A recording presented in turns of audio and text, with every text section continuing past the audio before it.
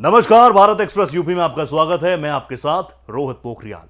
लोकसभा चुनाव 10 जनवरी के बाद कभी भी घोषित किए जा सकते हैं। मुख्य निर्वाचन अधिकारी उत्तर प्रदेश की ओर से जानकारी साझा की गई है कि मतदाता पुनर्निरीक्षण अभियान की समाप्ति के बाद लोकसभा चुनाव 2024 के लिए वोटर लिस्ट का अंतिम प्रकाशन 10 जनवरी को हो जाएगा।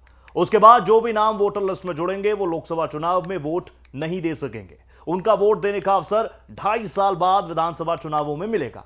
और इसी संबंध में निर्वाचन आयोग ने वोटर लिस्ट का पुनर्निरीक्षण अभियान शुरू कर दिया, जिसमें न केवल नए वोटर्स जोड़े जाएंगे बल्कि पुराने वोटर्स को अगर कोई संशोधन कराना होगा तो वो करा सकेंगे। उन्होंने कहा कि 27 अक्टूबर से विशेष संक्षिप्त पुनर्निरीक्षण अभियान में दावे और आपत्ति कर सकते हैं। विशेष अभियान के लिए 6 तारीखों का ऐलान किया गया है। अब तक की मतदाता सूची वेबसाइट www.ceouttarpradesh.com पर देख सकते हैं। मुख्य निर्वाचन अधिकारी नवदीप रेणुआ ने कहा कि दावे और आपत्ति प्राप्त करने की अवधि में मतदाता अपना नाम www.ceouttarpradesh.com पर जाकर चेक कर सकते हैं।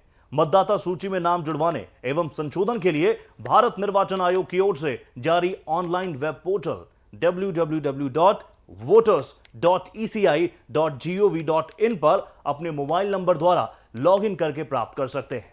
मोबाइल पर वोटर हेल्पलाइन ऐप डाउनलोड करके भी सेवाएं प्राप्त की जा सकती हैं। वेबसाइट एवं वोटर हेल्पलाइन ऐप का QR कोड भी मतदाताओं की सुविधा के लिए जारी किया जा चुका है।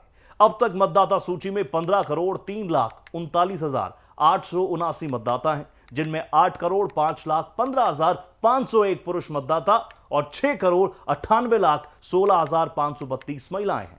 तो वहीं निर्वाचन आयोग की ओर से मतदेय स्थलों की संख्या 1,62,012 है।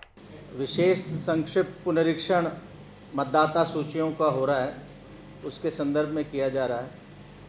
27 अक्टूबर को हमारी उत्तर प्रदेश की सभी ज़िलों में, सभी विधानसभाओं में 403 में जो निर्वाचक नामावलियां हैं उनका आलेख्य प्रकाशन कर दिया गया है, ड्राफ्ट पब्लिकेशन कर दिया गया है।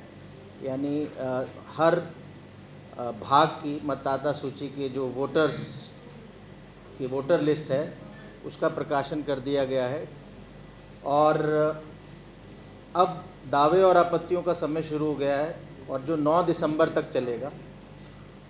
27 अक्टूबर से 9 दिसंबर तक ये अपेक्षा है कि जितने मतदाता हैं इस ड्राफ्ट पब्लिकेशन के बाद जो मतदाता सूची है उसको देख लें और उसमें अगर उनका नाम जुड़ना है तो वो दावा कर सकते हैं। उसका फॉर्म 6 है और नाम किसी का कटाना है, गलत नाम है, आपत्ति है कोई, तो फॉर्म 7 के माध्यम से आपत्ति की जा सकती है। और यदि किसी के नाम में कोई त्रुटियां हैं, बाकी डिटेल्स में कोई त्रुटि है, कोई करेक्शंस है, संशोधन होना है, मॉडिफिकेशन होना है, या किसी मतदाता को एक मतदेय स्थल से, एक पोलिंग स्टेशन से दूसरे पोलिंग स्टेशन में उनका एड्रेस चेंज हो गया, जाना है, तो फॉर्म 8 के माध्यम से वो जमा कर सकते हैं, दावा कर सकते हैं।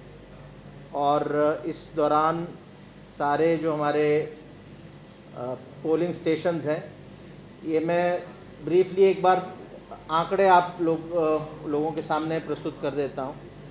हमारे यहाँ इसमें जो पब्लिश हुई है ड्राफ्ट इलेक्टोरल रोल जो मतदाता सूची, उसमें 15,03,39,879 कुल मतदाता हैं, जिसमें पुरुष मतदाता हैं 8,05,15,501, महिला मतदाता हैं 6,98,16,532 और थर्ड जेंडर, तीसरा लिंग, इसके 7,846 मतदाता हैं।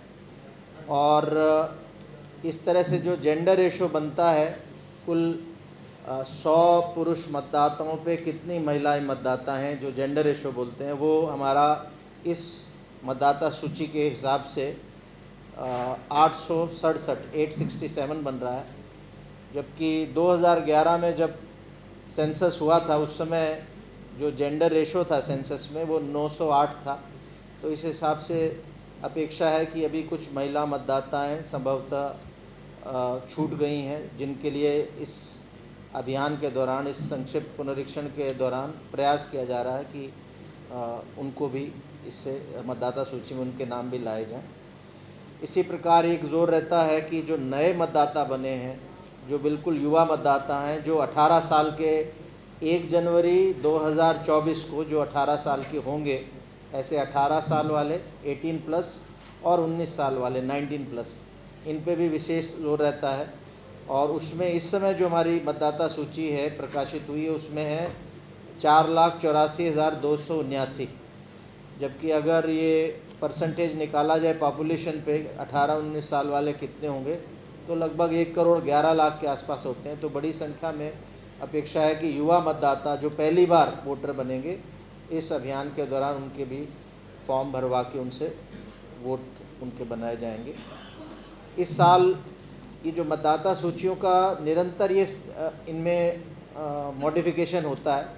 अभी तो चल रहा है विशेष संक्षिप्त पुनरीक्षण, उसके बाद भी कंटिन्यूस लोग 5 जनवरी को जब ये प्रकाशित हो जाएंगी हमारी फाइनल मतदाता सूची, उसके बाद भी लोग अपना नाम जुड़वा सकते हैं, कटा सकते हैं, संशोधन हो सकता है, जिसको निरंतर पुनरीक्षण बोलते हैं, कंटिन्यूस अपडेशन।